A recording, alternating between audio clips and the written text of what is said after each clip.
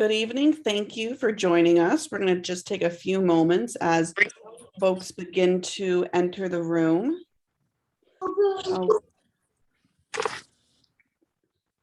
While we wait for folks to enter with us, I just want to ask, if you want to let us know where you're joining us from, feel free to write into the chat box, maybe where you're from, where you heard about this meeting, why you're attending, and anything else that you'd like to share.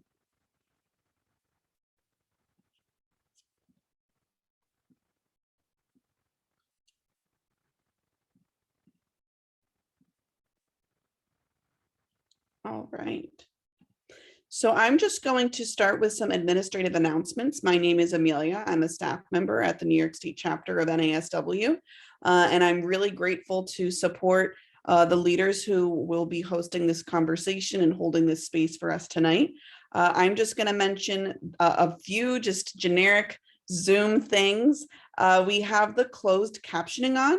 If you would like to move that, which it's popped up on the bottom of your screen, you can click and drag and drop that anywhere on the screen that you would like. You can also click the caret, choose to view the full transcript, which will come up on the right-hand side of your screen, or you can also click hide transcript. For the majority of tonight, we want to have a conversation. While someone else is speaking, of course, we ask that you mute yourself, but if you would like to speak and talk about your lived experience, we want to invite you to unmute yourself. There will be, also we want to encourage non-Muslim folks to engage in the chat, to ask questions in the chat. This is a place to ask questions, to engage with your Muslim peers. We want to encourage you to ask any questions or comments in the chat. We are going to encourage our Muslim social workers to unmute themselves and answer the questions that will be proposed by our roundtable and speak to them from a place of lived experience. Other than that, I'm also going to mention that this is being recorded. We ask that you not share places of employment or names of folks just in order to protect yourself as well as protect those around you. And lastly, I will mention that this is not a CE program. However, we look forward to doing CE programs on this topic in the future. So I am quickly going to hand it over to Sam Fletcher, our Executive Director at the New York State chapter. Good evening. Welcome, everyone. I'm so happy to see people from all over here joining us for this very important conversation. The panelists asked me to say a few words and talk a little bit about how this came to be. So I think I have to start with first that this is not a discussion that we've had at the chapter before, and it should have been. All of these discussions should have been welcome. And me and the team that I work with, we made the conscious decision 18 months ago to have a very strong social justice focus at the New York State chapter of NASW. And one of the tenets that we go off of when we do this work is that we don't believe that there are voiceless communities or communities that can't communicate for themselves. So everything that we do with a community is always led by that community because they know themselves the best. They can talk about themselves the best. They can teach others the best and also let people know the support they need from allies the best. So we started this work in June of 2020, and we started with our racial justice initiatives. Our largest racial justice initiative, Revolutionize the Profession, was started by our MSW student board member at the time, Notion Hawk, who is Muslim as well. And she came up with the idea that we really had to address racism within our profession and that we needed to start immediately and have town halls and acknowledge the racism in the profession. So I think it's very important that one of our biggest initiatives that we have was started by a Muslim social worker. So I think it's very fitting that we have this panel tonight to speak specifically about Muslim social workers. It's my honor to work with all of you And I'm very excited to see you here. And this is really just the first of many different things that we want to do with Muslim social workers. So I am going to start by asking the first question to our panel for them to answer.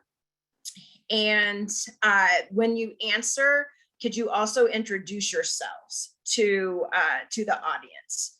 So the first question is, why is it important to have a conversation about the intersection of social work and Islam? And Sidra, you are first on my screen. Would you like to start? I knew Sam was going to do that to me. Thank you, Sam.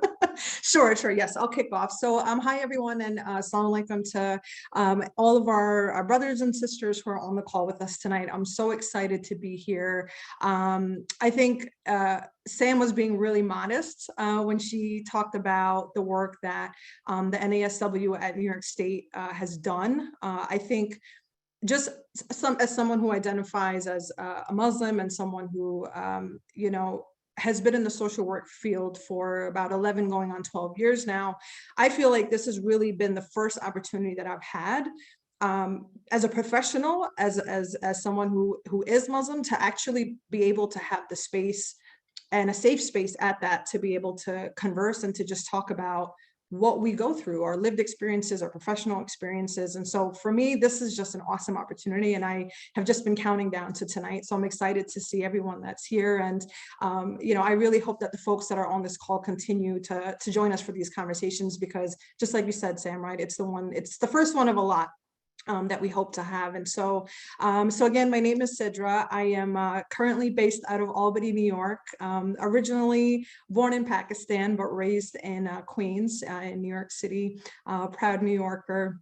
And I have been in the field working primarily with policy work and doing a lot of program management and oversight of K through 12 programs. So most of my work so far has been in education, and a very interesting sort of intersection between the education field and social work. So I've sort of been able to, you know, wear those two hats, I think in some ways as an educator, but also as a social worker. And it's been interesting, and it's been great work. And I think that part of why I really wanted to be a part of this conversation tonight is because I think when I think about the intersection of social work and Islam, I think about just the way that I was raised, right? Like my roots and sort of the core of who I am as a person, the foundation that my family gave me and that my parents gave me, was rooted very, very deeply in and in the Islamic tenet of just charity and of taking care of one another and of community, right? So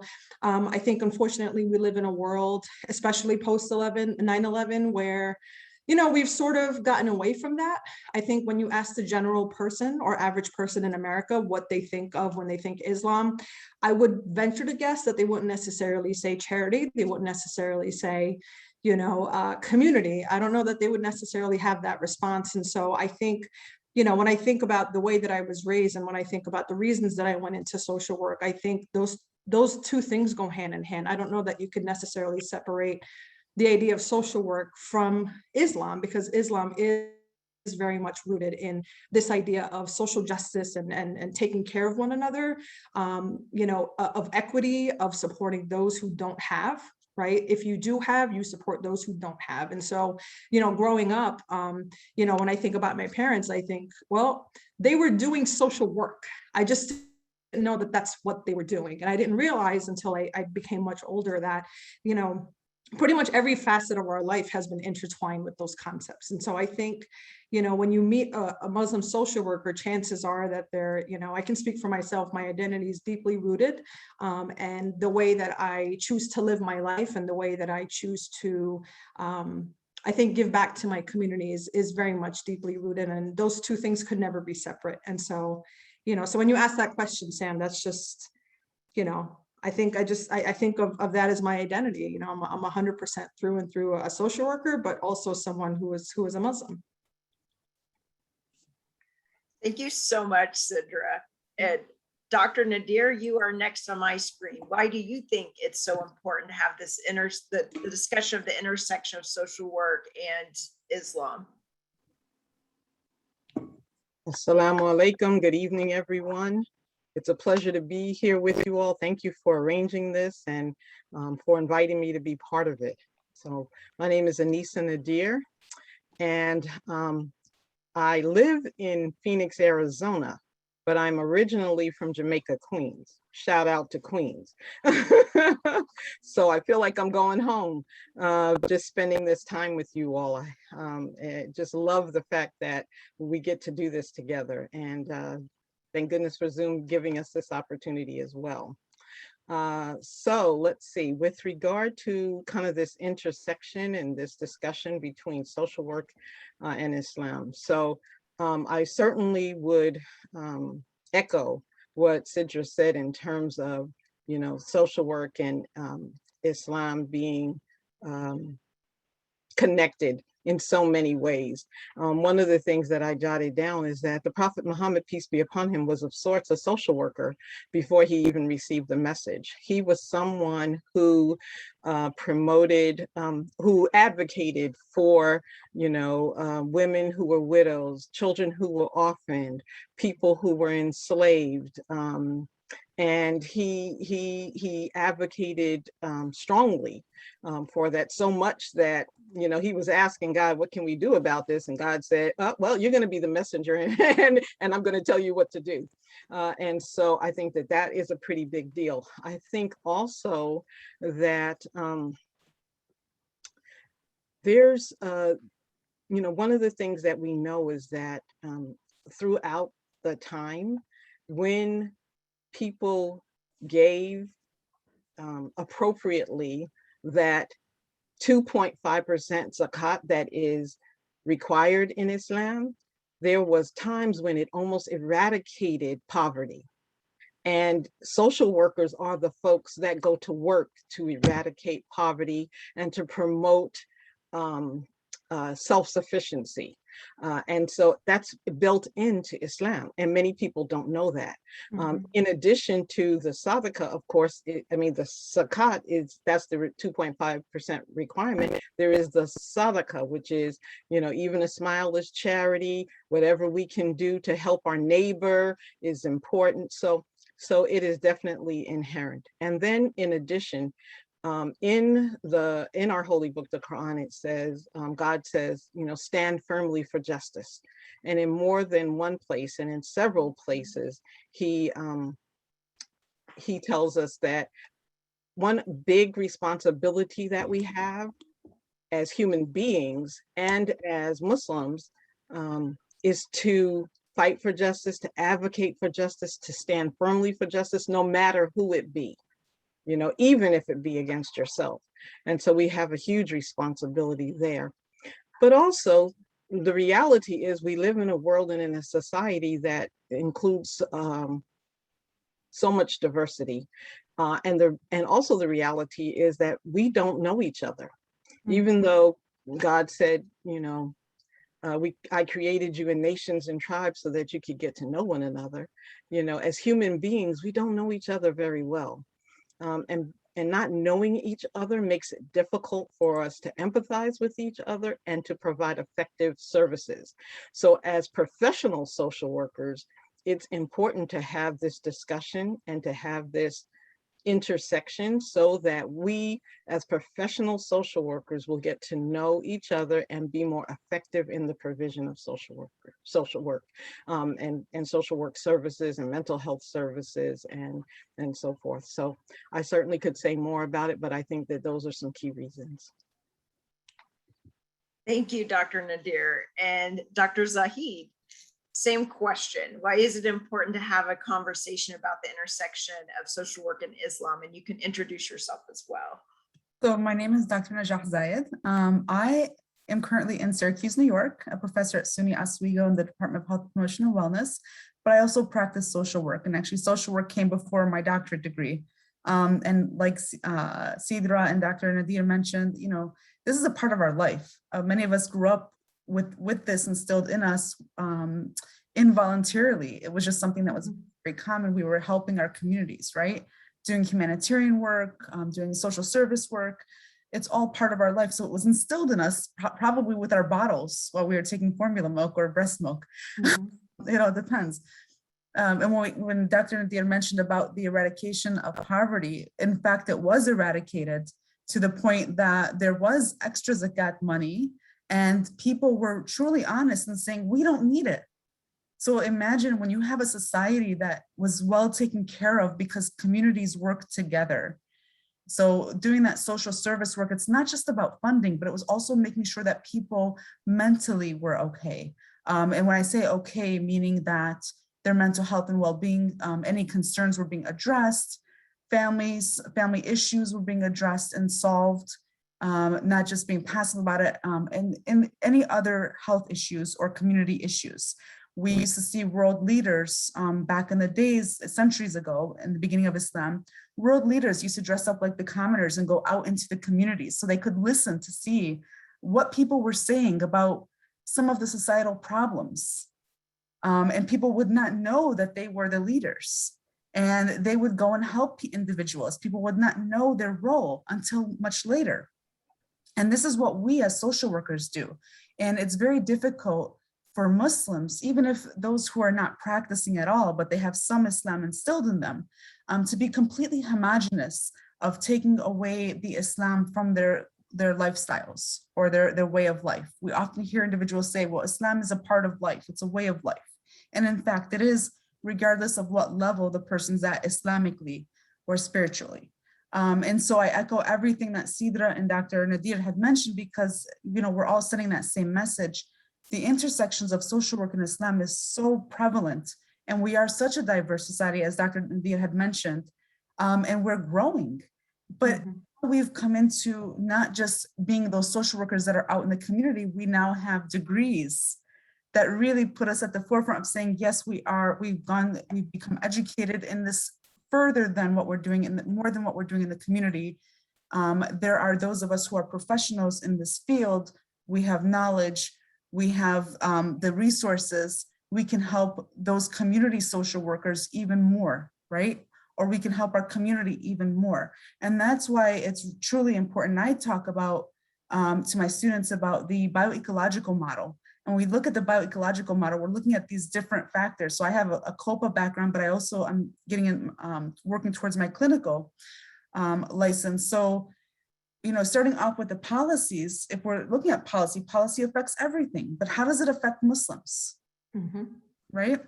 And how does that trickle down to the individual and the intersection of the individual, the community, the education systems, the masjids, the Islamic centers, and family members and friends? And how do those individuals and those intersections, how do they influence the individual's quality of life and well-being?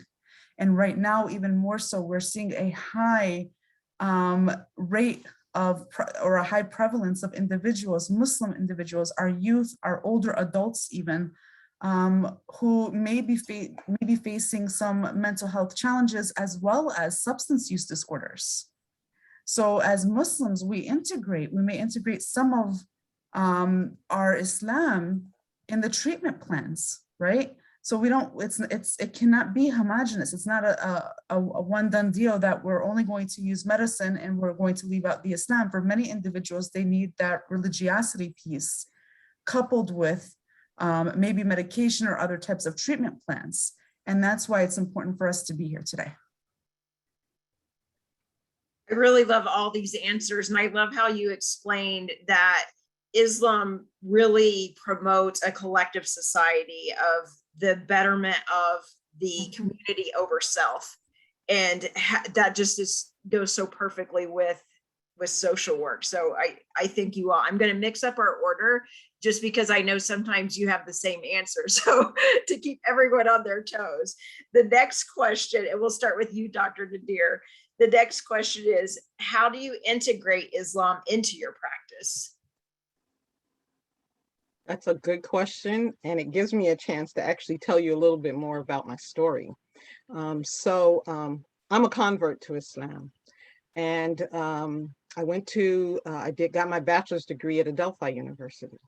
And the year that I was in the process, I was sophomore, and that's when you determine your major. So I came in pre-law, but God led me to social work. And that was also the same year that one of my classmates, one of my social work classmates, invited me to learn about Islam. So Islam and social work, I was called to both of them, and called to both of them the same time in the same year. I went on to get a degree in a bachelor's and master's and a PhD. That tells you how much I love this. And I also had the great opportunity to teach social work. So many of the social workers in Arizona somehow or another came through my classroom, and I'm really proud of that and that legacy. I think, so it's been, for me, it's been over 40 years. And I think that means the world to me. So now let us get back to your question. Remind me of what your question is. I love your story. It's how do you integrate Islam into your practice? So Islam is, it is my practice. And it's so interesting that you asked that question. So when I first learned about Islam, and I was just becoming a social worker, I didn't know how they all fit together. I just knew that I had a passion for helping people, and I had a passion for social justice. And then about 1995, I went to a kind of a retreat. We call them Dean Intensives. And I learned about social work. I learned about Islam and the social work, the Islamic side of social work, I guess, is really the point that I want to make. And for me, it just captured me.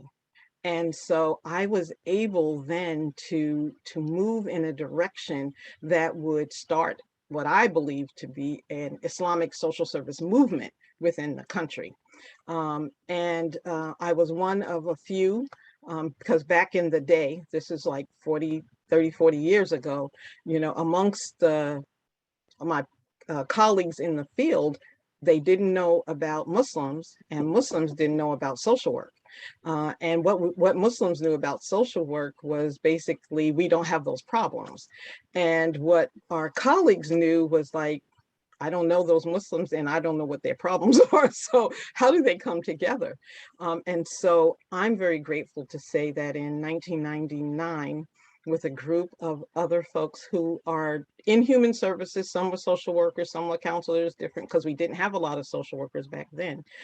We all got together and basically said, we need to develop this movement. We need to raise this movement forward so that we can begin to help our community address their concerns, mental health, social services, social welfare concerns, and then also help our colleagues to begin to understand who the Muslims were.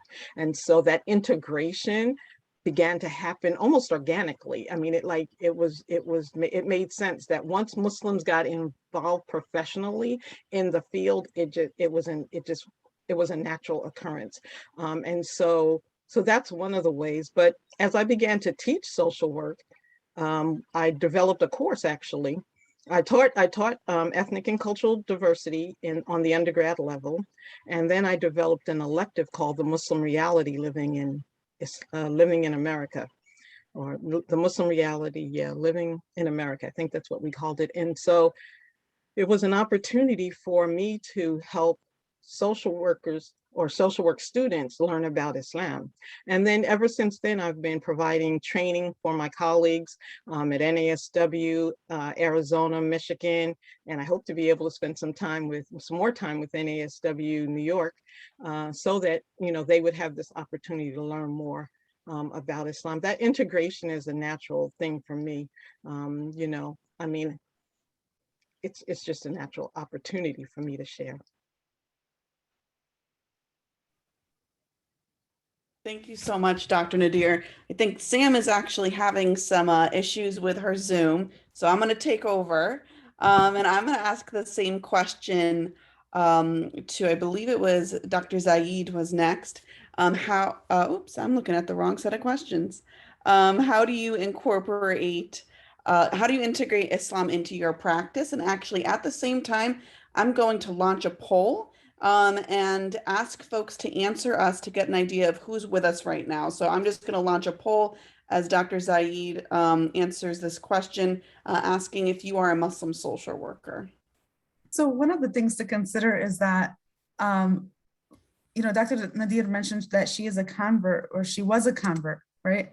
Some people will interchangeably use the word convert and revert. And what I say is that even the ones who are born Muslim, especially here in America or outside of Muslim dominated countries, are technically can consider themselves reverts or converts as well, because many of them, such as myself, are learning Islam from the bottom up, especially if they did not come from families where Islam was practiced. So we're on that same page, Dr. Nadir. And I also, my background, bachelor's in paralegal education, I was on my way to law school, and subhanAllah, life changes. And, I've always, like I said, since I was a child, doing some social services in the community, but integrating Islam into social work, it really depends on the individuals that I'm working with, and how much we'll talk about Islam, because I need to be where the person's at.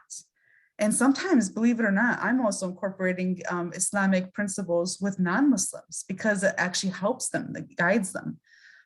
So, the way that Islam is integrated or incorporated will really depend on the individual, and also how much I know about my own Islam. So I'm constantly learning. I'm not a scholar, and I always say I'm not a scholar of Islam. I wish I was, and inshallah I will be one day. But at this point, I'm a lifelong learner. So what I do is now, alhamdulillah, our imam, he obtained his master's in marriage and family therapy. So now we have a tiered approach, like in our masjid, for example. And he will talk to him about different social issues that are happening in the community, and ask him to talk about that in the khutbah. So on the member, now we're addressing community issues, right? And he'll bring up scholars such as Al-Balkhi. I don't know if many of you are familiar with Al-Balkhi, but it's a really great book to have, Sustenance of the Body and the Soul. And because he is the pioneer of mental health in Islam, when we're talking about the scholars. And there are other scholars as well. But that's just one.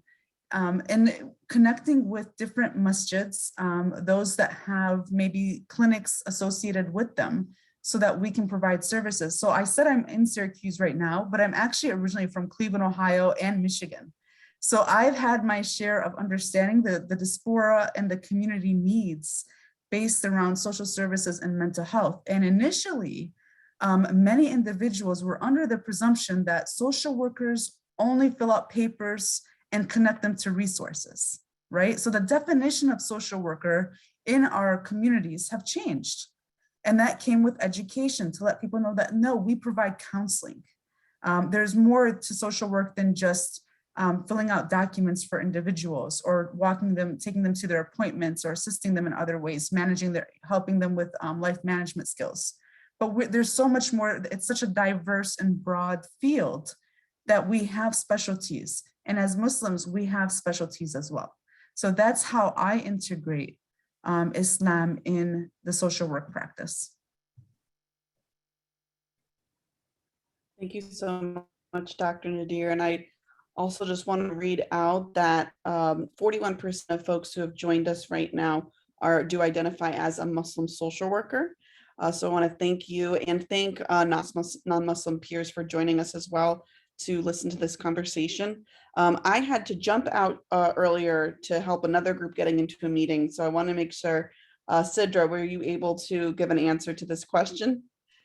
I was not, but I'm glad that I get to go last, because there was one thing I wanted to say, and now I want to say about 50 things. So Awesome, after hearing Dr. Nadir and Dr. Zaid talk, I think the thing that comes to mind for me is like, well, naturally as social workers, we're really advocating, right? Across the board, advocating for ourselves, advocating for our clients, advocating for our communities. And when I think about my, somewhat fairly young journey as a social worker, I think the thing that sort of stands out in my mind right now, as far as where I am and what I'm working towards and where I'd like to be, is this idea of really building, I think, more trust and more education and more exposure for social workers as professionals, right? Because I really feel like for the experiences that I've had so far, without getting into specific scenarios, I've really been made to feel, and I know I'm not the only one, fairly invisible, right? Not just as a woman of color, but as someone who identifies as a Muslim and as someone who, you know, I'm a talker, right? So it's like I'm constantly, you know, constantly having conversations, whether it's with my boss or whether it's with my coworkers, about just what's happening, right? Like, what are we doing to bring attention to the folks that really need it? But what are we doing to actually train and support the very people who are at the table doing the work, right? So at this point in my life, I think the way that Islam ties into my work is just really around this idea of, or the tenet of, just advocacy and building, I think building more safe spaces for us to have conversations. Because really, for the first time in my 12 years of being a social worker, I think I started out the conversation with this is really the first time that I've truly felt safe and truly felt comfortable enough to be able to just come right out and say, hey, you know, this is who I am, this is where I'm from. And folks really need to step up to the plate. The social work profession needs to step up. Like our schools and our curriculums, we need to step up. So I'm in this place in my career and in my life where I'm no longer afraid to say, you know what, we've been awfully quiet on this front and we need to do something about it. So that's just where I am. And no matter where I go and no matter who I'm having a conversation with, friends, you know, coworkers, professional settings, it's always around this. It's like, what are we doing to better educate ourselves? And what are we doing to actually create safe spaces for the people that we're supposed to be serving? But on the other hand, you know, how much do you know about me? You know, and how much are you willing to put aside your discomfort to know about me and to learn about my community and all the wonderful things that my community has to offer? You know, how much work have we done as a collective to get away from the language that the media has used? You know, like why is our culture and our background still synonymous with these terrible things? You know, why are we still here? And so that's where I am. That's where I am in my journey. And, you know, I hope to continue growing, you know, and just building on that. So. Thank you so much, Sidra. I'm gonna launch another poll actually as we go into the next question, that if we could get an idea of the Muslim social workers who have joined us, you know, what area of practice, or if you're a student, what area of social work are you engaged and involved in? I'm also going to go to a next question of what are the unique mental health or service delivery needs of the Muslim community. I'm going to share a response that we got received anonymously into the chat. And again, that question is, what are the unique mental health or service delivery needs of the Muslim community? And I'm going to ask Dr. Zaid if you'd like to answer that question. Just repeat it one more time. I was just reading the comments. I'm sorry. Oh, that's okay. What are the unique mental health or service delivery needs of the Muslim community? So, you know, it's quite interesting that we asked this question today, because if I can share the screen for just a moment, I'm going to show you something that was released by the Muslim Family Youth Institute. And here is an image. I want you to look at this, because when we talk about some of the mental health needs, the social service needs, Sidra brought up great points. First of all, us as a profession, you know, what are our needs as Muslims? What have we gone through? What have we experienced? And how can we create a support system? Because when we go through these needs and we look at the community's needs in terms of substance use disorders, anxiety disorder, this is just with the youth. We're not even talking about the adults, right? The prevalence and the issues that they're having and some of the concerns. And when you look at these numbers and you look at the social workers, we know that we have a lack of, we don't have enough Muslim social workers in the field. There is slowly becoming an increased number of individuals getting into the social work field. But how do we avoid similar situations as non-Muslims, which are like the burnout, passion fatigue, and everything else that, you know, others may have experienced, the transference of the issues. And so those are just some of the issues that we as a community face, aside from our divorce rates being so high right now, and how those divorce rates may be related to economic stabilities or any other challenges, including what you've seen on the screen. And so when we're thinking about the social work practice, and as Muslims, Muslim social workers or Muslim individuals who are working in the human service field, because some of you may not be social workers, some of you may be in the human service field.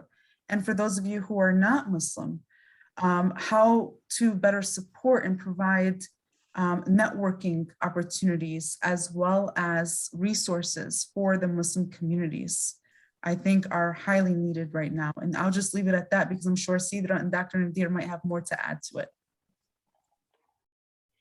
Thank you very much. I'll ask next, Sidra, what are some of the unique mental health or service delivery needs of the Muslim community? I think when I think about the needs, I'm taking more of the perspective of the practitioner, right? So when I think about the folks that I've worked with, and when I think about even mental health clinicians, right? I have friends who are in human services, and across the board, I think regardless of what type of work they're doing, the thing that I hear constantly is there really isn't a lot of support. There really isn't a lot of support. And so I think that we right now on this, everyone's on this bandwagon of diversity and inclusion work. I think that we have a responsibility to be able to bring more professional development for all social workers across the board, right? When we think about who we're working with and when we think about who our coworkers are, I think there's still this ongoing sort of level of invisibility and I think feeling of just not, feeling of not of not belonging, right? So when I think about what the needs are in terms of the practitioner, I think if folks are not feeling supported as a practitioner, it's very hard to do the work on that level directly, right, with the clients that we're serving. So I'm always going to come back to that, is how much support has been built in for us in terms of our curriculums, and how much support has been built in for us, in our internships, how much support has been built in for us, at our community organizations, and do we have a seat at the table, right? Because I think if we can feel empowered, and I think that if we can actually feel, yeah, I think empowerment is where it's at, right? If we can feel empowered, then I think that we'll be that much better equipped to be able to support the needs of our community. Because I'm right now, I don't mean to focus so much on the negative around that, but I hear it week after week, right? So when the NASW is having conversations around revolutionizing our profession, the profession of social work, there's a lot tied into that. And we're not the only group dealing with it, but I just think that we really have not had a platform on this level prior to this to be able to start having this conversation. And so for me, the focus is really on training, development, and education, and creating more opportunity for staff. Thank you so much for your answer. Next, I'll go to Dr. Nadir. Same question, what are the unique mental health or service delivery needs of the Muslim community? So I think the mental health and service delivery needs of the Muslim community are quite varied. I think that the uniqueness has to do with understanding the fact that we are not a homogeneous community. We're a very diverse community. We are a diverse community that includes people who've immigrated, people who are refugees, people who come from historically, who come from Native and Indigenous communities, Black Indigenous, people of color, African Americans who were kidnapped and brought here. So I think that's one of the unique needs, that a lot of our community is such a diverse community. And when someone meets a Muslim, that it's important to understand that we have this diversity of experiences. And so I think that the media often paints us with one brush, the Muslims. There's no such thing as the Muslims. What we have in common is our religious understanding, generally speaking, but even that's really diverse, depending upon where we come from, what schools of thought we practice, whether we practice or we don't practice, whether, hijab is something that's important or not, whether prayer is something important or not. But I think there's a basis for understanding Islam, and understanding people who are Muslims and Muslims in America, because it's different than being Muslim maybe somewhere else. So that's one thing.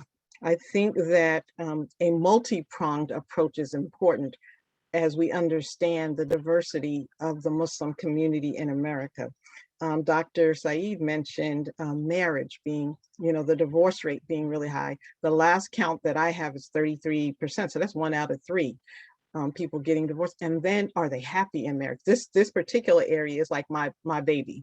I do a lot of work in the area of especially premarital education in the hopes of preventing marriage problems. But the reality is that's an issue. That's an area that, just like other people in America with the 50% divorce rate, we need to understand what it means to be married, to have the knowledge and the skills that we need to have healthy marriages. So that's going to be important. We do have the mental health issues that Dr. Zaid kind of shared on the youth level and throughout the community. Substance abuse is an issue. School social work is really important. We do have a growing number of Muslim schools or schools that are like private Muslim schools. And one of the things we need to see is more school social workers and school counselors within the Muslim schools, so that they are right there on campus as they're learning, teaching them, and doing the other kinds of school social work that you do even in the public schools, because Muslim kids are grieving over their parents having divorce or the loss of a family member, or the different aspects that make it difficult for them to learn effectively. Some are experiencing poverty and they're coming to school. Their parents are doing the best they can. They're working 2 and 3 and 4 jobs just to survive. So I think that that's another thing. And this is not by any way to say the least, but also aging. I recently got my Medicare card. And I just it's so important for us to recognize that, the Muslim community is a largely youthful community, but we are also aging. And as we're aging, we need to have services in the gerontological arena that recognize the unique needs of the Muslim elder, especially the difficulty for many to have placed their parents and family members in nursing homes or to deal with Alzheimer's. That's a really, like, for many cultures, that's a no-no. For many families, regardless of the culture, that's a no-no. But if we do have to, and we may have to, because Alzheimer's and some of these other aging challenges may make it very difficult for a family with both folks working and being sandwiched with their kids on the one hand and the elders on the other, to be able to provide effective services. So these are just some. I know I left out many areas that need to be addressed, but these are some. So I say the first thing is we need to understand the diversity of the community, and then be able to recognize that we have similar needs, but we have them particularly as they are related to also our cultures, the diversity of our cultures, our faith worldview. And I think those are important considerations as well. Thank you, Dr. Nadir. I want to share the results of the poll in that the highest areas of that we have Muslim social workers joining us are from being a student, working in mental health, and working in policy and advocacy. And the second highest areas are in healthcare. I'm going to go into the next question, and what I would say is kind of a set of questions that I'll ask in a group so we can make sure we get through our conversation. These are based on cultural humility within the social work profession, how that is or isn't addressed within social work curriculum and education, as well as in professional development and in the workplace. So I'm going to ask Sidra,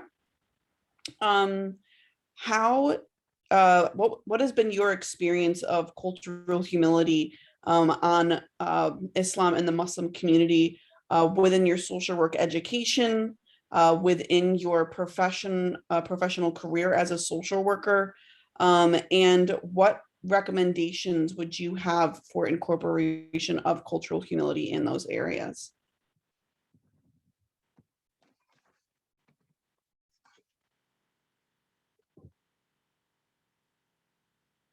You are on mute.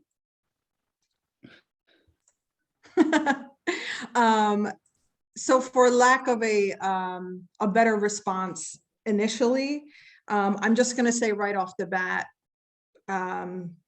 non-existent.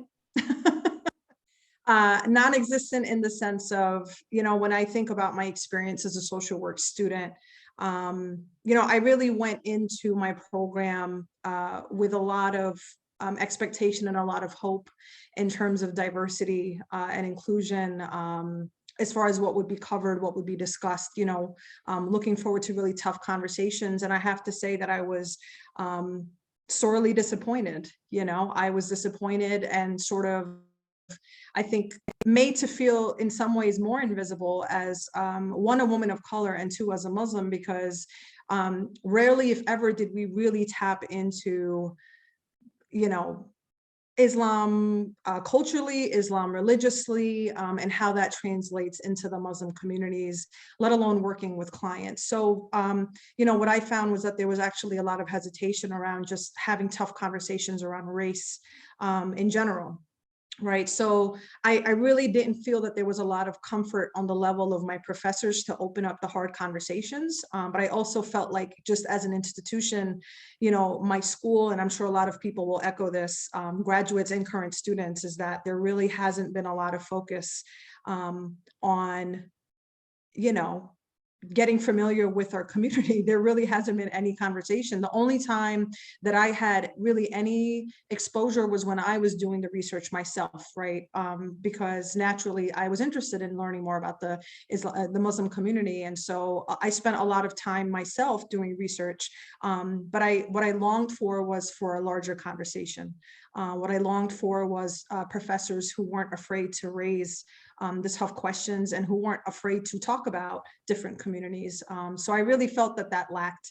And I think it's the same in terms of my professional development, right? As a social worker, I really had to find ways, and really had to find opportunity on my own, right? I had to sort of request permission to take part in various conferences, that maybe talked about diverse communities, but, for all the conversations that the powers that be, were having around diversity and inclusion and how important it is, there actually wasn't really a lot of follow-up.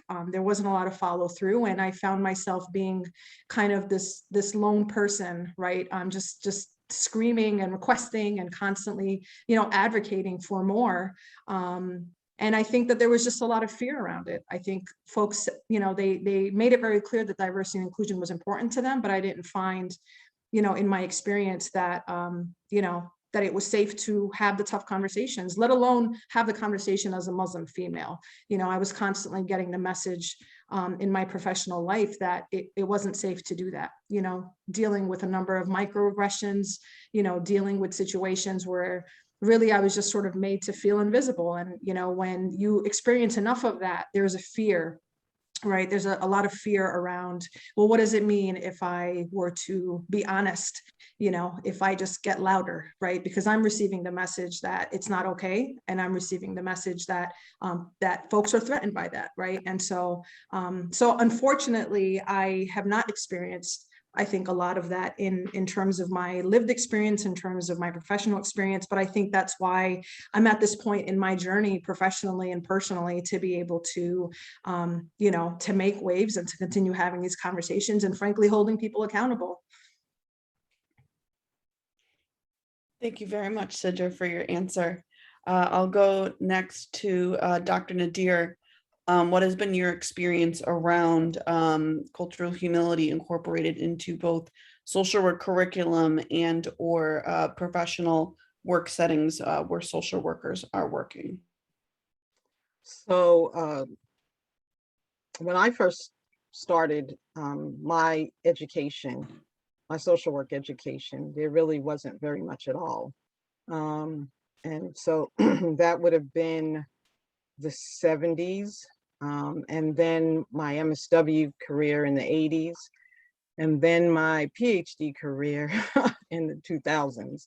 And so there wasn't, coming from my professors. What I did have, I'm very glad to say, is for the most part, I did have culturally sensitive professors, even though there wasn't much written about social work and Muslims or any of that at that time. I'm fortunate to say that I was encouraged by those that I had. You know, I came into social work on the heels of the civil rights movement and, you know, that time period, and it was a different time. But yeah, no, not much on social work, on Muslims. Now, when I started teaching, though, I brought it in. You know, I taught, as I mentioned earlier, the undergrad diversity course, and I developed an elective. And then, I taught almost every course in the undergraduate department except for research. And I brought it in. You know, it was in everything. It was in the vignettes. It was, so what I want to say is that it's good on the one hand. I mean, it's definitely good that I was there so I could provide that opportunity. But if it requires that a Muslim be there for these things to be taught. So, and then I left. Who's teaching it, I don't know. Yeah. I did have a colleague that many of you may know, David Hodge. He and I, yeah, our offices were right next door to each other, Sidra, at ASU. And so, you know, we worked on stuff with regard to spirituality and diversity. We co-authored a couple of articles together and things like that. So that was good, and he was still there, and that helped. But it shouldn't be that. First of all, we should have more Muslims and people of color at the table, and, you know, in the departments, and there and available to provide that different perspective. But when there isn't, for whatever the reason is, does that mean we shouldn't have these discussions, and that those spaces shouldn't be safe, and that we're not, you know, that the professors aren't doing their part to bring this information to the light? I don't think that's what we want, because as social workers, you know, that's part of our core, that should be part of our core curriculum. That should be part of our ethics, our ethical standards. That should be available, and it shouldn't be that you have to have somebody there, or worry that somebody's not going to be there in order to get that information. I'm glad to say that we have more social workers in the field, more, and who are writing. So we're going to get more literature in the research, and we have more practitioners and researchers. So there, at this time frame, we have a better opportunity. And for those who are in school now, we have a better opportunity. But that's only been, I'd say, maybe in the last 5 to 10 years, really. Yeah, before that really wasn't there. Thank you, Dr. Nadir. And Dr. Zaid, the same question, your experience around social work, the incorporation of cultural humility on Islam and Muslim social, or as a Muslim social worker, in your education and your professional experience. So I think, you know, echoing what was already said, but adding a little variation to it, is it's kind of interesting in terms of the education perspective, where in some fields, back in the days, back in the 90s, it was not required. Then in the 2000s, going into the social work program, culture was taught, but it was specific on certain issues, and it really depended on who the instructor was or the professor was, and what their area of interest and culture was. So being that individual, I was the only Muslim that was in the program in my graduating class. And there were only a few of us were minorities. So that was a challenge in itself, and having to be self-advocates. So we're always finding ourselves oftentimes being those self-advocates, and then you can become fatigued after a while. Like, why do I always have to be the one to talk about this, right? Why am I the default person? And then when it comes to talking about culture and Islam, we often hear individuals focus on refugees and immigrants and not the ones that are born here. So I'm that person, I'm that hyphenated Muslim, the Palestinian, American, Muslim. So that hyphenated who's like an octopus that has my foot and my arms in each of these places, because each of those identities represents me and who I am, right? And it represents many who I work with too. And so when we think about culture, when we think about Islam, it can be very limiting. As a professor, when I taught at an institution previous to where I am right now, I did teach culture and the healthcare systems. And I used to actually do a couple things when it came to learning about faith. Aside from learning about ethnicity and racial backgrounds, we also focus on faith and spirituality. So one was having students do an exploration where they would be assigned a place of worship to go visit and to interview. So some would be assigned to go to a mosque, others would be assigned to go to a temple and elsewhere. But it was quite interesting because the feeling that what I was told afterwards was that I might be teaching a little too much about Islam. And I did not. It was the same level of where we were with any other faith or any other topic. And then I would have spiritual leaders come into the classroom and speak to students and then give them an opportunity to talk about it so that they can have their focused discussions. And that really added value for many students, but it was a problem for administrators.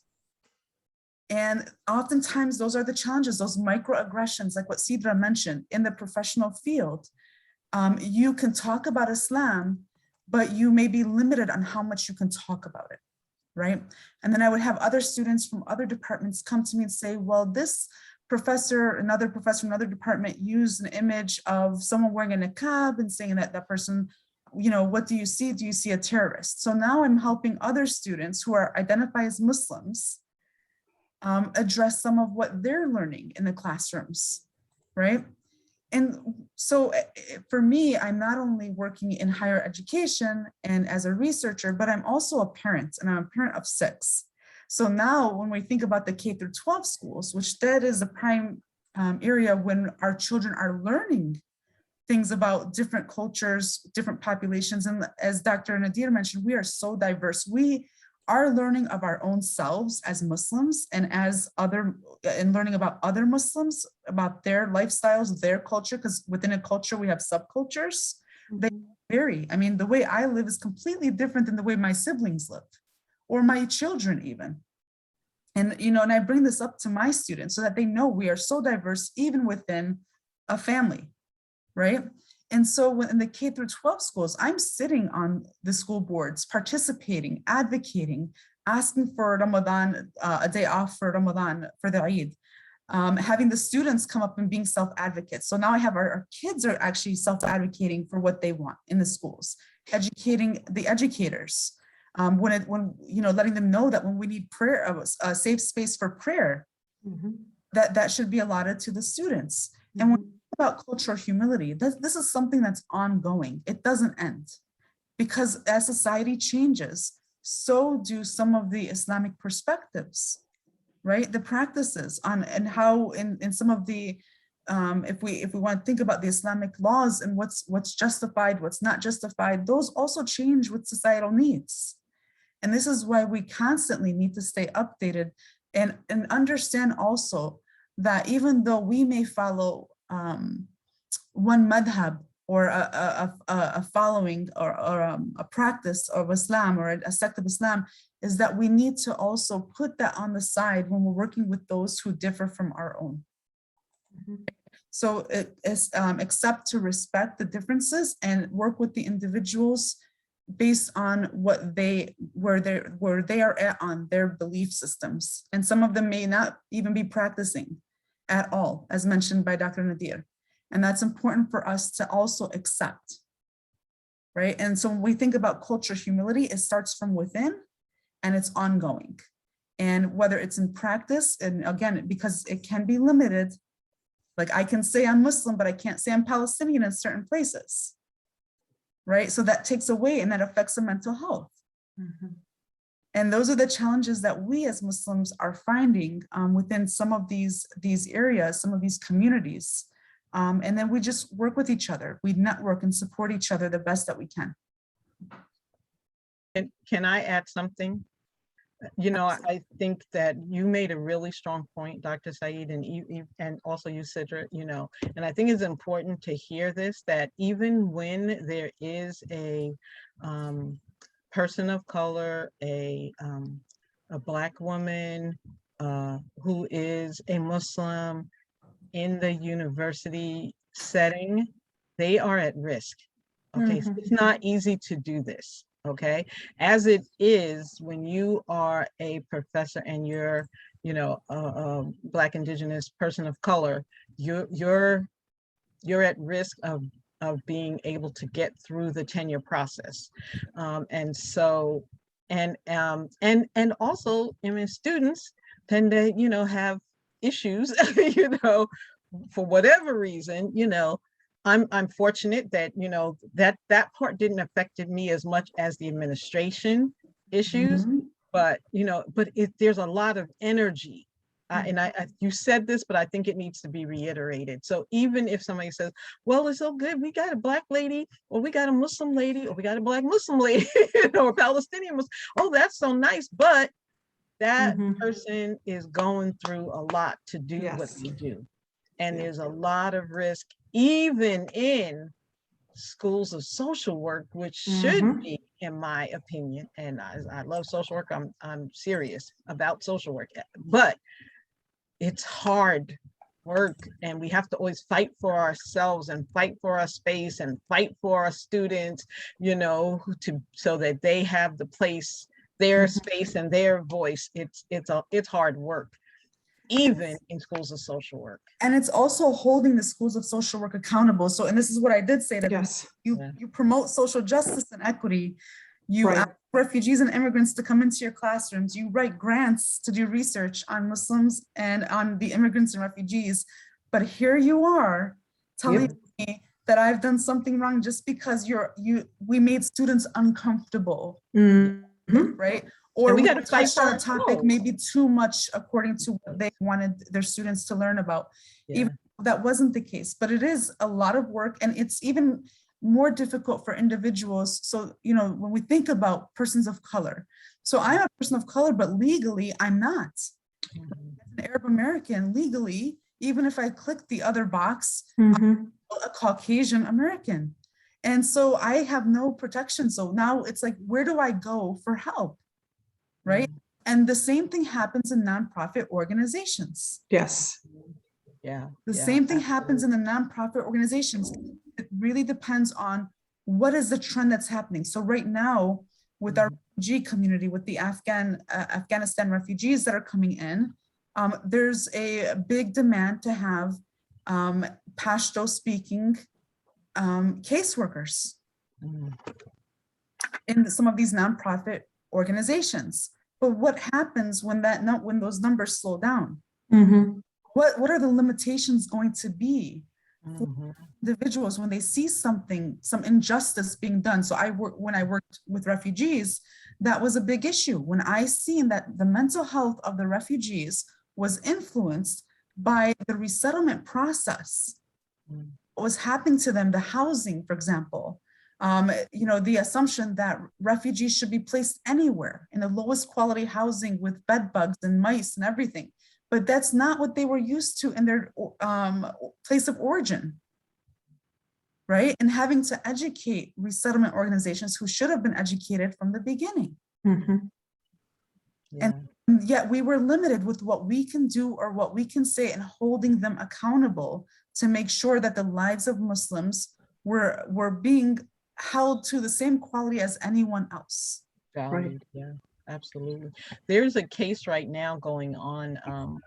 The Council on American Islamic Relations in Arizona is fighting a case in Arizona with the South Mountain Community College regarding a professor who basically in the classroom said that, you know, Islam is like there is a terrorist group, or, you know, so I can't remember the exact words, and maybe someone else can put it in, who's from Arizona, who can put it in the chat.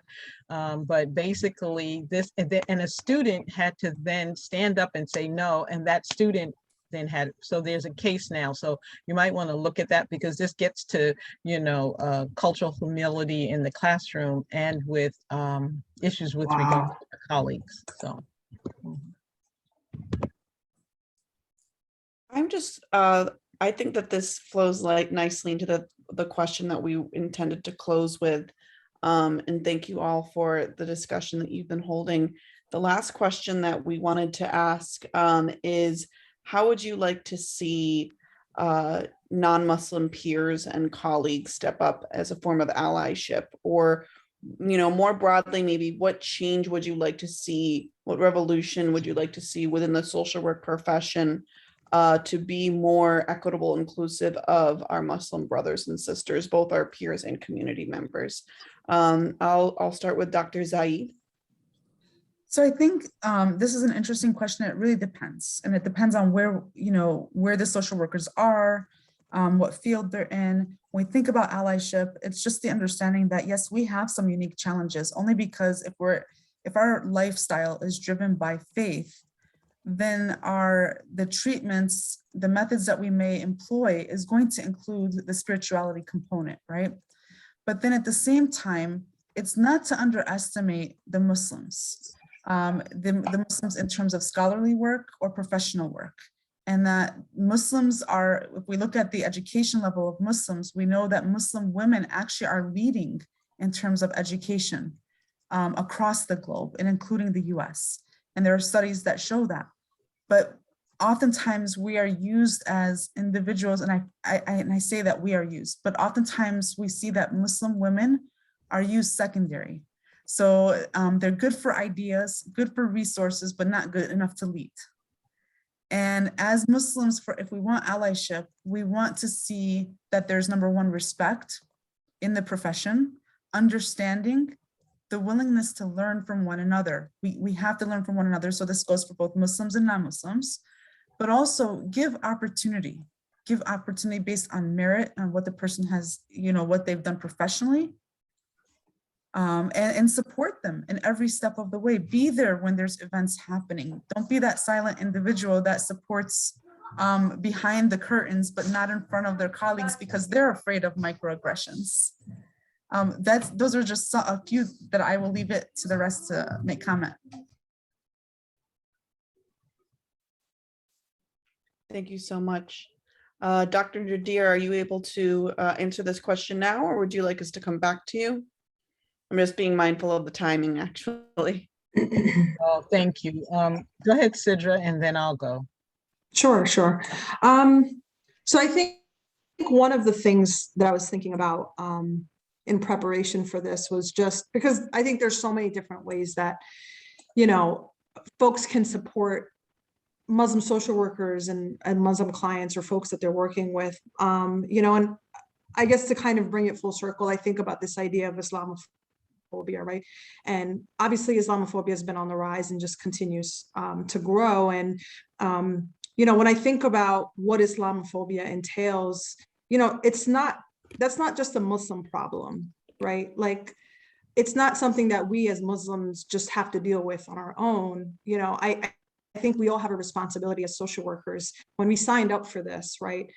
To get uncomfortable and to ask the tough questions and to sort of step outside our bubbles and what we're comfortable with, right? One of my favorite professors, Dr. Evelyn Williams, who works with the NASW, she's their policy director. I'll never forget, she said in one of my favorite classes, she said, you know, when you walk through any door as a social worker, remember who you are and recognize your privilege, right? Because you hold certain privileges that the folks that you're working with don't. And if you have no idea what privileges you hold, then you are doing those folks an injustice, right?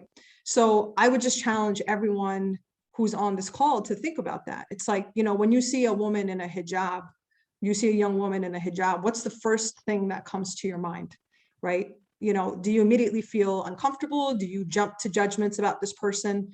You know, why is she wearing a hijab? Did someone make her wear the hijab? I mean, all those things, right? Fill in the blanks about the stereotypes, you know, and there's so many to pick from. That's not just the only one, but, you know, when I think about my own sisters and I think about them, you know, being professionals in their field and how oftentimes Muslim women are just minimized and just sort of, you know, just, it's like you don't see anything beyond just the hijab. It's like, no, we all have a responsibility. And I think as allies, you know, don't be afraid to ask and to talk, right? And to approach, because that's really the best way to learn. And so if you are uncomfortable, you know, fight through it and ask that person about themselves, ask them who they are and where they come from and what their community is about, because, you know, to try and serve other people without having, I think, that level of understanding is only doing an injustice ultimately. So I think, you know, being a good ally in my mind, I think that's a huge piece. And I think another piece is just around, you know, I think centering the voice of Muslims. So like, you know, when I'm at a meeting, you know, I'm thinking about who's sitting around the table and who's not speaking up, right? Or maybe there's a microaggression. It's something I just picked up on. Like, I'll tell you a big one that that we discuss a lot through the NASW. We're hosting a group on folks who identified as Asian Pacific Islanders and their experience. And we spent a solid hour and a half just talking about names, right? You know, someone at my job didn't know how to pronounce my name. And so because I was really uncomfortable, I didn't correct them, right? And then someone else on the call said, well, you know, I stood up for that person. And I basically said, no, actually, you know, your name is your identity. And why should we have to cut down our names and give ourselves these special, cute little nicknames for the sake of, you know, making other people more comfortable, right? So it's like, if you're sitting in a room and you're seeing something happening and you're noticing that your gut is firing off, it's like, listen to that, pay attention. You know, if there's someone who doesn't look like you in that group who feels uncomfortable and you know something's going on, be that person.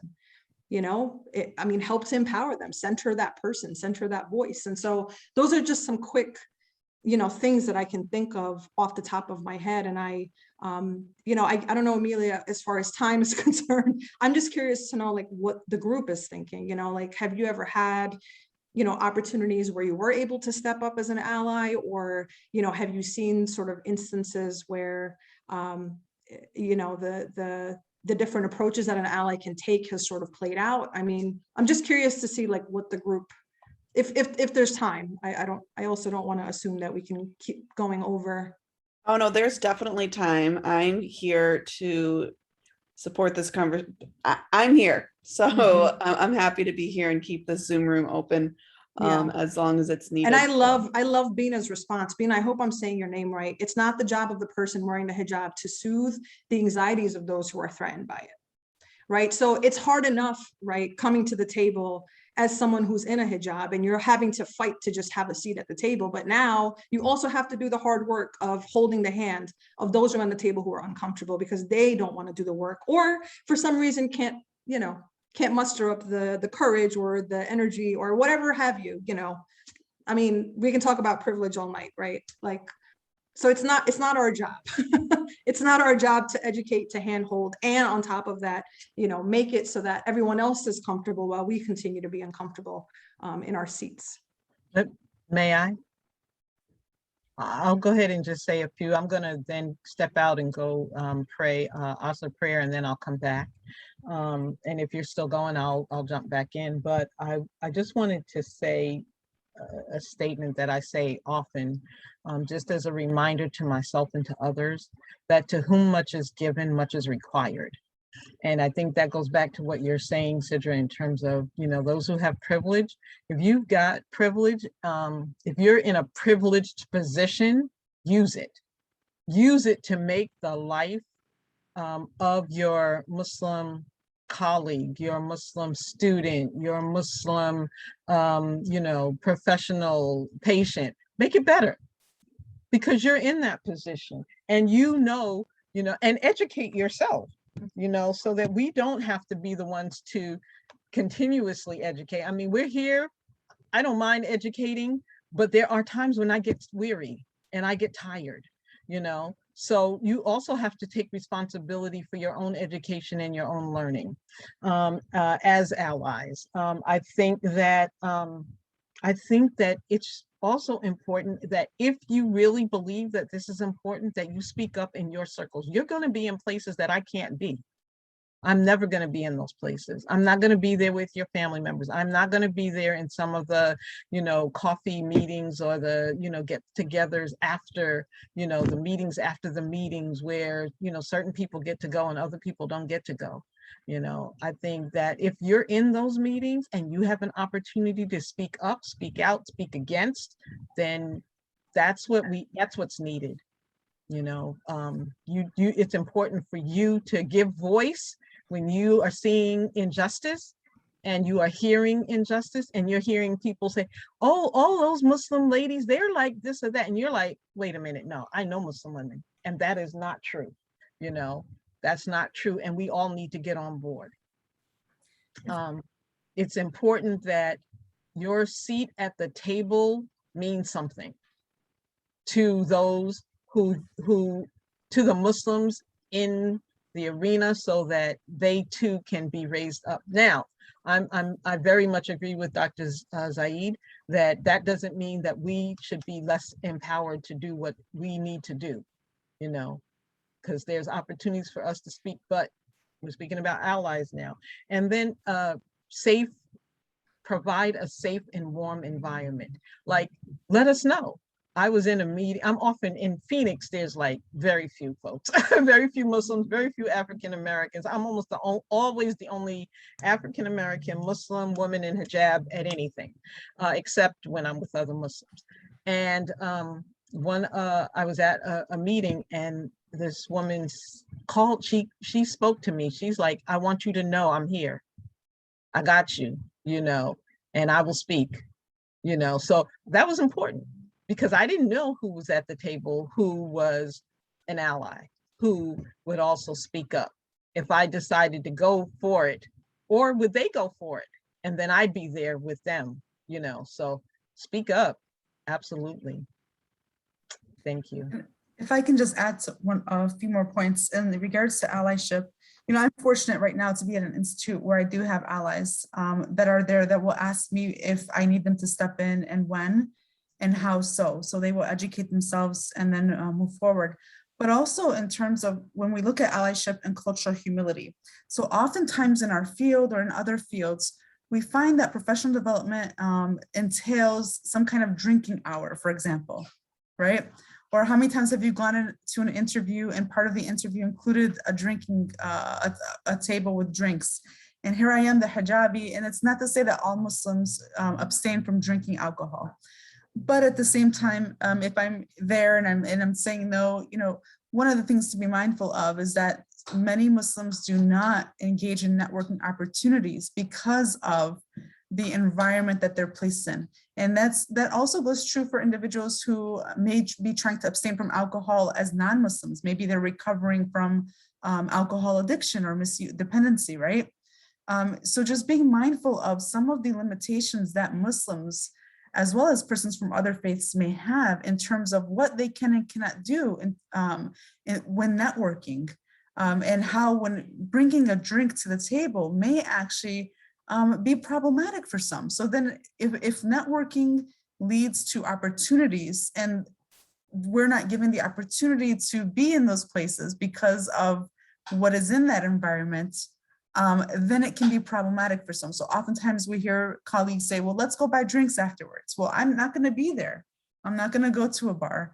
So then that's a missed out opportunity, right? And those are, when we think about allyship, we want to make sure we balance the skills and provide networking opportunities that also can be inclusive and respectful of the Muslims' backgrounds and practices.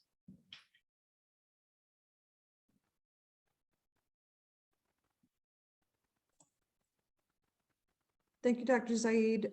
Is there anyone on the call who'd like to just speak maybe to their own experience in terms of either allyship or any of the things that we've covered tonight?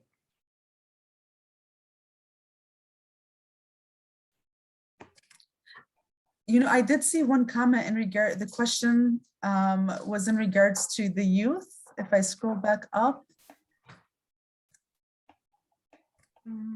That's from, let's see.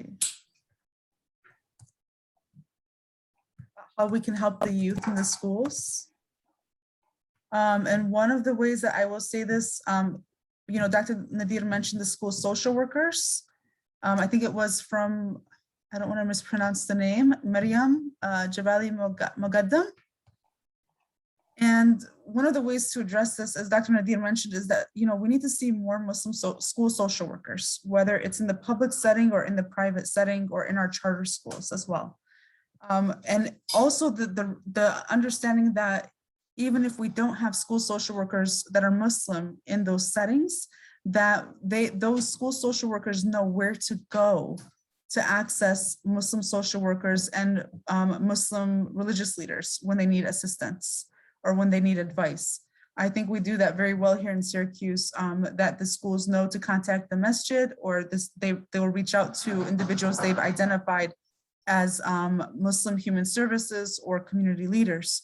And then the other is to really provide opportunities for our youth, because just as we adults, professionals are going through our challenges within our fields, our youth are going through so much more challenges than what we actually know of, because sometimes they're not willing to talk about it to the adults. So having those safe spaces for the youth as well is imperative.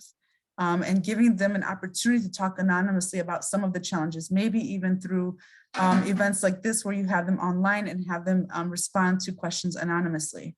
And knowing your networks, we have, as Dr. Nadir had mentioned in the chat room, there's the Muslim Mental Health Conference that's coming up at Yale University. They've been working on, the Muslim Mental Health group has been ongoing for over 10 years now, and they're expanding. But that's also a great opportunity to network with individuals so that we can know what each person's discipline is in case we need to reach out and touch base with each other.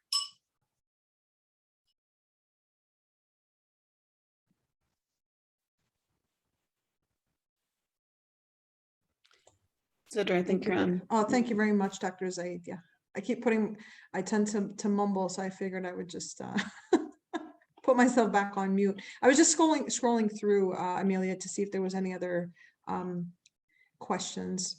It looks like someone wanted the contact information for the presenters. And we can, I don't know how typically we do that. Do we just post it right in the box, Amelia, or is that something that can just? If you feel comfortable, go for it and put your contact information right in there. Okay. Is the chat's not included in the recording, right? The chat is not included in that. Okay, just making sure. Okay. What I will also say is we're going to send out the just the questionnaire that we have for Muslim and social work to those who registered again at some point, and also post it to our social media. Just looking to get a few more answers from folks on their experiences and inform, potential professional development, schools of social work relationships, and other programming that we can do to support Muslim social workers and students, and continue the conversation around Islam and social work. So we will put that out there again. Just like Sidra said, if there's any reactions or thoughts or questions or responses that any folks want to share that have joined us this evening as attendees, we're happy to be here and listen and engage with you. I'm going to be quiet for a moment and to see if anyone wants to respond or react to the conversation tonight.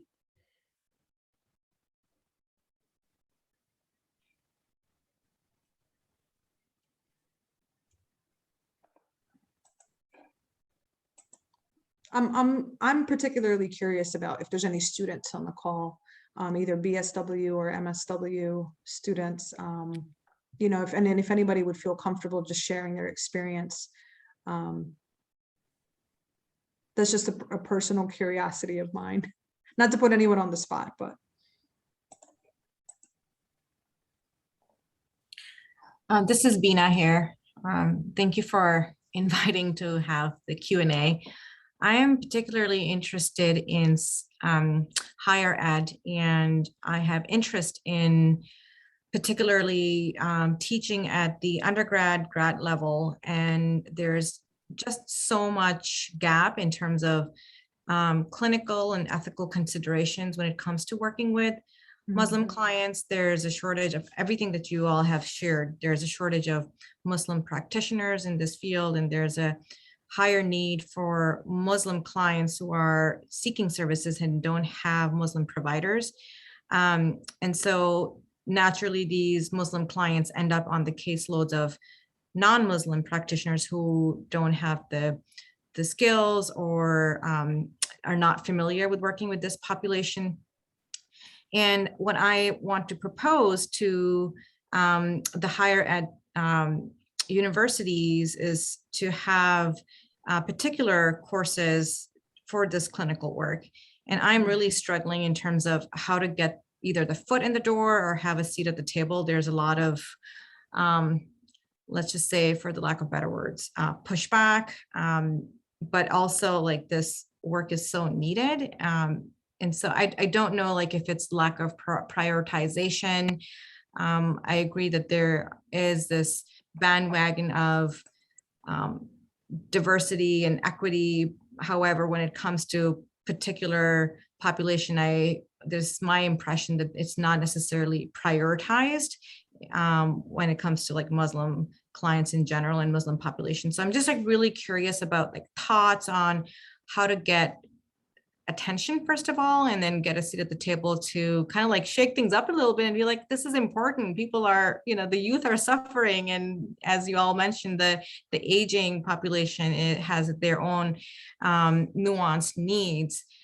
So yeah, I'll like to hear your thoughts on that. Well, I think something to consider with higher ed is part of, the issue is looking at classes and the demand for a class, right? And then making the connections maybe between different departments, whether it's social work and the Department of Religion, for example, so that you can get support, you can muster the support and show that there is a need and interest from the students. Every school is different on why they may or may not offer such a course. Why they may have pushback or be hesitant. But I think that if you're able to network with various departments so that you can offer it across departments, I would recommend that as a potential. And, in talking with the chairs, I guess my question would be, when you say there was pushback, what was the chair's response? Have you reached out to the chair to see if they would be interested, and what were some of the reasons that they gave for the pushback? I don't believe that I even made it to the chair. It was just among professionals who work at this particular university level. And maybe like the director, I probably got to the director, and maybe it's not a bad idea, but they were saying, go to the continuing ed. And this is not something that we can offer. And I think there are probably like nuances to that, there has to do with what can they support because of how much faculty they can bring on. I think there's nuances there. But yes, but I don't think I made it that far to the chair level, and the director was saying, try continuing ed, and then yeah, essentially just that. Dr. Nisa, do you want to comment on that since you've created classes? So let me just make sure, help to clarify for me the question as I came back in. The question is, how do we, as Muslim professionals, and particularly the ones who are in the mental health field, have a seat at the table in the higher ed spaces to prioritize needs of Muslim clients when there are particular courses around clinical work? So how do we train not just the Muslim students, but also like non-Muslim students on this this clinical and ethical consideration that these practitioners should be taking on when they're working with this particular population. So how do we have a seat at the table and kind of like make ourselves, the need of this community be prioritized? So, I mean, I think the how is going to be different depending upon what university you are and how open and accepting they are. And sometimes you got to push your way in a bit. I mean, you know, that might be, it depends upon where you are. You may have to do that because you think that this is important. And you may need to sometimes getting the students even to say, we need more, we need this information. We want somebody who can help us get this information. So that may be important. I mean, for me, I was really fortunate to have a colleague who was there before me, and I took the information. I said, what do you think about this? And I got support, you know. He was there before me, so I had somebody who had been in the trenches way before me. He was African American. He wasn't Muslim. He was a person of faith.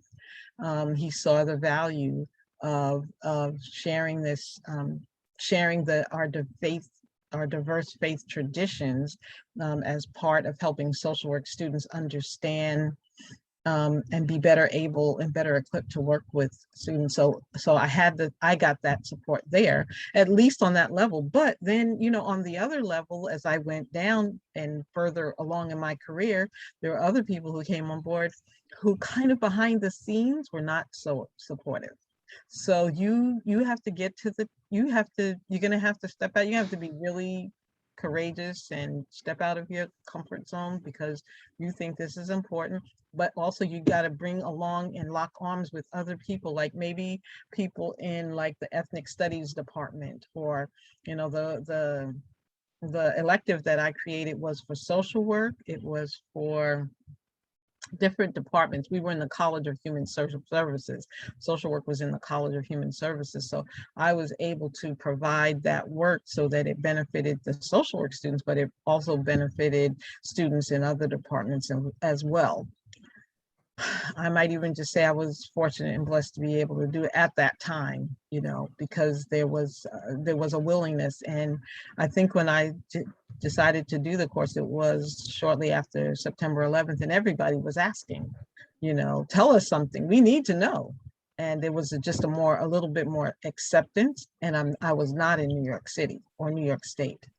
New York State is a little bit different. It's a different place.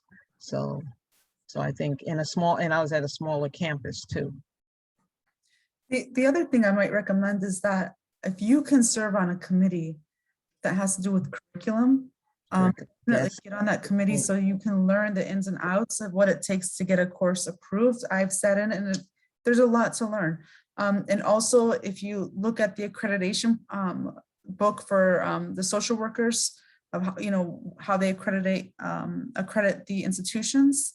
And if you can align the course outline with those accreditation requirements, that will help you as well. And you may start off with what they said with the continuing education, and then show that, you know, this could be relevant or applied to students as well. And as I said earlier, and Dr. Nadir confirmed, is that making those connections and maybe cross-listing with other departments so that you can muster up the support. That's what I would recommend. And using the reasoning that right now with the refugees that are coming in, the Muslim background, the importance of our future social workers being aware of some of the Islamic practices and how that influences the social workers in practice. You just give me a thought too for, you know, because our students are going to be in internships.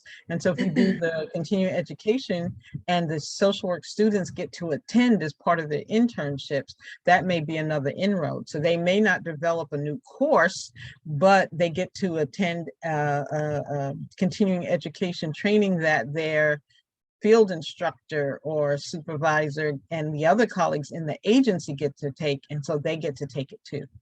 So that might be a way to do it. Thank you. Thank you, Dr. Nadir and Dr. Zaid. I saw Bonnie Parker. just raised her hand. Bonnie, did you Hi. have feedback? Yes. Well, thank you so much, everyone, for your time. I'm a social work student, and I am currently in my internship right now. And I asked my internship supervisor if I could attend this because I found it through the NASW website. So I wanted to know, will there be similar upcoming meetings that are like kind of continue the discussion? And if so, how can I find out more information about that? Because I'd like to share this with my supervisor because she started a relatively new, it's called New York Social Action. And so it discusses different topics that might not be necessarily at the forefront, but need to be in social work. And so I was just curious. Yeah, and I'll answer that from NASW. Is my screen? Oh, you can see me. Okay. We are here to support any future conversations on this topic. And I want to say, including those who are facilitating this panel today, as well as any social worker who's on the call right now, if this is a conversation that you want to continue, and if there's a particular area that you want to continue to talk about, or there's another way that you want to approach this, we're here to support all social workers. So, and particularly Muslim social workers who are on this call tonight, if you also want to join and host or facilitate conversation with Muslim and non-Muslim peers, we're here to do exactly that. That's the function of our organization. So if we have anything upcoming, whether it's one of the leaders that are here with us tonight who have spearheaded this conversation, or if it's with one of you on the call who would also like to continue this conversation, we will definitely notify those who registered for this event. We keep our lists fairly well organized, so we will have a Muslim and social work list, and we will definitely reach out, put that event up on our event calendar and let people know widely. So the answer is yes, but it's a yes and. So if you also want to get engaged, we're here and happy to support your work as well. I do see another hand up. I apologize if I say this incorrectly. Miriam? Hi, Assalamu alaikum. So thank you so much for great talks. I enjoyed it and I learned a lot. So I just want to add a feedback to what you were suggesting regarding adding coming up with ideas to create a better understanding of Muslim community to students.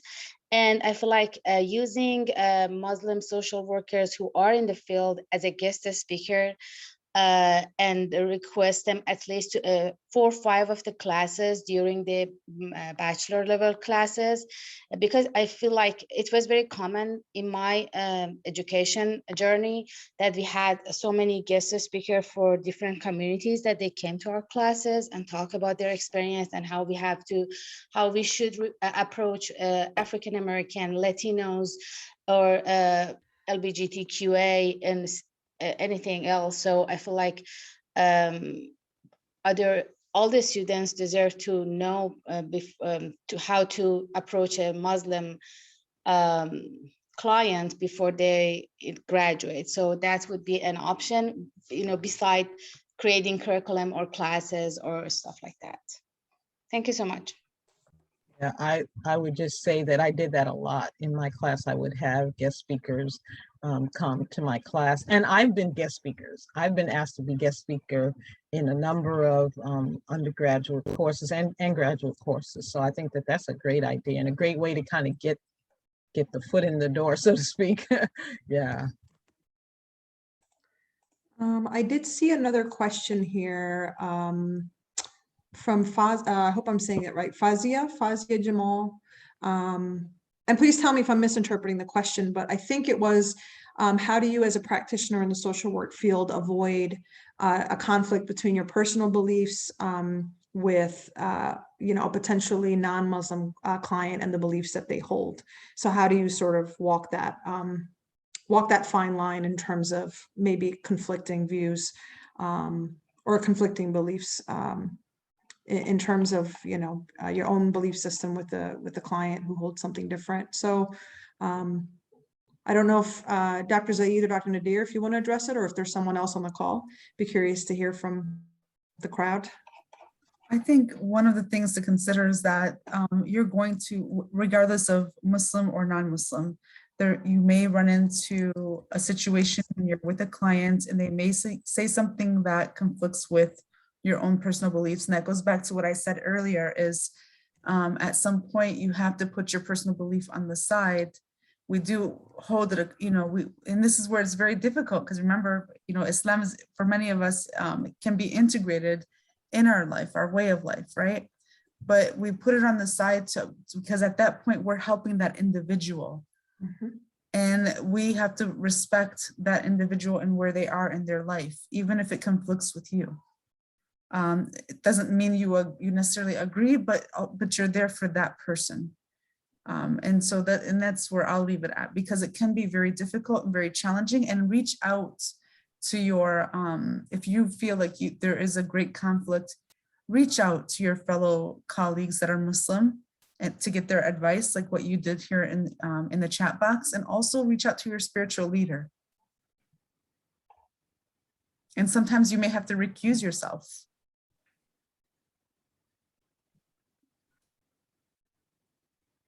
Thank you, Dr. Zaid. I agree. We have to remember that we are there to provide services to the people that we work with. We're not always going to agree. And there may be times when we say, you know, we have a difference of opinion about that. But this isn't about me. This is about you. And this is about what works for your life. And this is about what helps you and your family, or enables you to be able to you know, attain the level of, you know, self-sufficiency or get healthy or whatever it is that you need to. And so let's go there. That's where we need to be, and that's where we need to go. But if it really is too difficult for you, as Dr. Zaid said, that you may have to step back. You may have to find talk to your supervisor and work with, see if you can find someone that is more sensitive and more able to provide the kind of work, but still working on ourselves, because we have to get better at it. Just like we want people to get better to address our Muslim brothers and sisters' needs when they come in, we got to get better. Yeah. Unless it's just purely like, it's something that I know I'm not going to be able to handle. Be honest and be truthful about it as well. Yeah.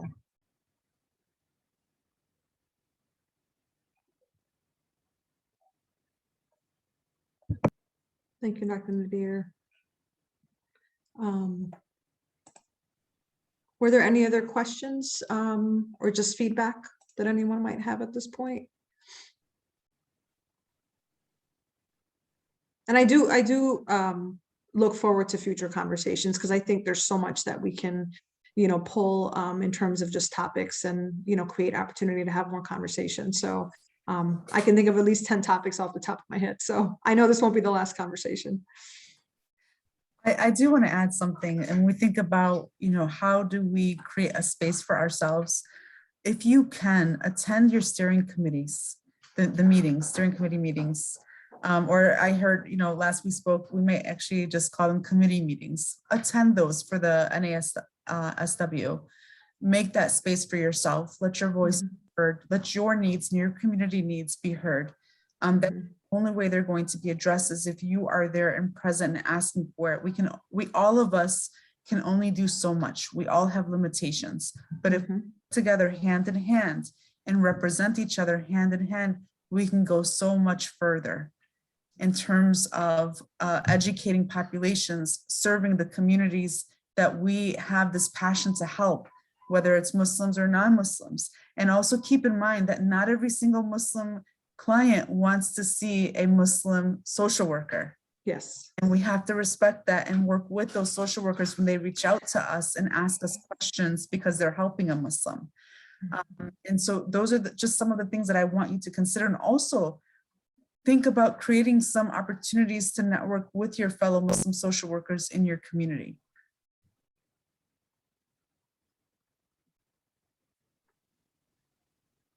I'll share thank you, that Dr. we Zayed. do have a Muslim social workers WhatsApp group. So if you're on WhatsApp, you can find me on WhatsApp and private message me, and I will add you if you're a Muslim social worker. The other thing is that the Islamic Social Services Association also has a WhatsApp group. And well, we have a particular WhatsApp group in Arizona. The Muslim social workers WhatsApp group is also moderated by the Islamic Social Services Association USA. But there's also a ISSA, we call it ISSA Mental Health or Social Human Services WhatsApp group in Arizona. And so that gives us the opportunity to be able to dialogue about, clients, community issues, finding resources and things like that. So if you may want to do that in your own area with, find other social workers or other mental health or human service providers who you can kind of partner with and develop that opportunity to have networking and connection with. So how do you get into the Muslim social worker WhatsApp group? Just private message me on WhatsApp. If you're on WhatsApp, find me on WhatsApp, and then you'll be able to connect me. And if you know somebody else that's a Muslim social worker that's already on there, they'll send me a message to add you. So I think those are some of the ways to do it. Yep. How do you get into it? Will you be sharing the number? That's how people usually get it to me. They refer somebody to me, or they find me on WhatsApp, and then they say, "Can I be added?" So there might be a better. Are you able to find you without the number though? So I don't know. So I'm not that technologically savvy. I've learned a lot of things, but let me see. I think on WhatsApp they'd be able to, this is the way that you do it, they would look up just like your name. So are That's you what I under thought. Anissa Nadir? Anissa Nadir, yeah. Oh, okay. Yeah, I'm under find me under Anissa Nadir, and then tell me that you want to be added to the Muslim social worker WhatsApp group.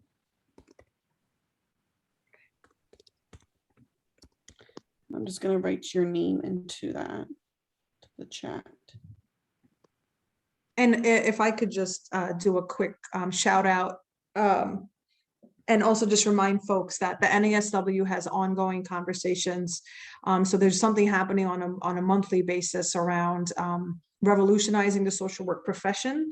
And then there's also subgroups, right? So there's pretty much something for everyone. And so what I would say is that I think it's really important for, Muslim social workers and non-Muslim social workers alike to be a part of these conversations, because there's a lot of really important dialogue and a lot of really just important information and resources that are shared. I have learned so much just being a part of those conversations. I've found them to be safe spaces where, I can pretty much share my lived and professional experience. And so, Amelia, if you wouldn't mind just like posting in the chat the link that just has all of the groups, and so you can access the registration information through there. But I would really encourage, just as a way to join the conversation, and I think to have a seat at the table. I think it's important for everyone to participate. It's just tremendous. And I think there's a lot of really important work happening. It's also a good way to sort of know what's coming up for the year 2022, as far as maybe committees or, possible participation. So I think it's a really good place to start if you're not quite sure, how you can take part. So I would say just being really active with NASW, and, the New York State chapter is just, they're basically just killing it right now. So special shout out to you guys. I'm going to throw in revolutionize, oops, I can't spell, link first. I'll mention also that we just opened a call for proposals for what we're calling is Revolutionize Social Work History. And we're looking for presenters to provide programs on the intersection of historically racialized communities and social work. So if that is something that anyone here is of interest in, we'd love to have you included. That is always a paid presenter opportunity. We want to reiterate that anything about a community must be presented by a community member. So if it is about, we're doing broad and kind of smaller. So if it's about, for example, the Muslim Palestinian perspective of social work, you must be a Muslim Palestinian. Or other areas are, if you are talking about the queer Black trans female experience, you must be a queer Black trans female. So that's an open call for proposals, something that will be starting next year to kind of set a foundation of what, the true history and foundation and pioneers of social work, as well as how social work has perpetuated oppression and marginalized historically racialized groups in the United States. I'm also going to throw in a peer support group that we have, if I can find it. This is not my moment right now. These are private peer support groups that we support through the chapter.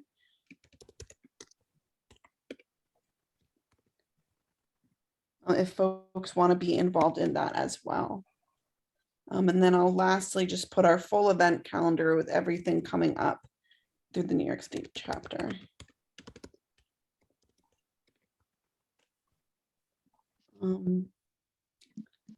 I see it has slowed down. I just want to say, we got up to 55 folks with us at some point tonight. I think that's a great turnout for a free event on a Wednesday night. So I want to thank everyone for joining us, and just ask our facilitators if there's anything that you'd like to say in closing. I just want to thank the NASW for giving us the platform and the space to have this conversation. And I'm just really excited to, have seen so many people on the call tonight. And I really am excited because I think that this is the beginning of really important platform and space for Muslim social workers and for allies alike. So I'm just looking forward, and I really appreciate everyone for taking the time to be here, and for joining us. So, and really, really proud to have, learned from Dr. Nadir and Dr. Zaid tonight as well. So thank you. It was my pleasure to be here. Thank you so much. I look forward to being able to work with you or participate with you in other such forums in the future. Thank you all for coming. I mean, the fact that you all were on tonight is indicative of the space that we need to be able to talk about some of the challenges as well as the positives that we are seeing as Muslim social workers and our allies that are here to support the Muslim social workers in the field, whether it's in higher education, scholarly work, nonprofit organizations, or in clinical work. But the fact that you are here and you've committed the time to participate in the discussion is indicative of the need for us to come together as a community and support one another. And I believe that Sam has been having some computer problems. And so I do feel comfortable speaking for her. And rarely do I speak for any group, but speaking for NASW. And Sidra, you thanked us, but I want to thank you. This is not a conversation or a space that we could hold without your leadership. So thank each of you for being leaders in the chapter and in social work and in your respective areas. Thank you for convening this tonight. It literally wouldn't be possible without you here. So we appreciate your time. We appreciate the time of everyone who's joined us. And we hope you have a great evening. Thank you, everyone. Thank you. I'm gonna. Good night.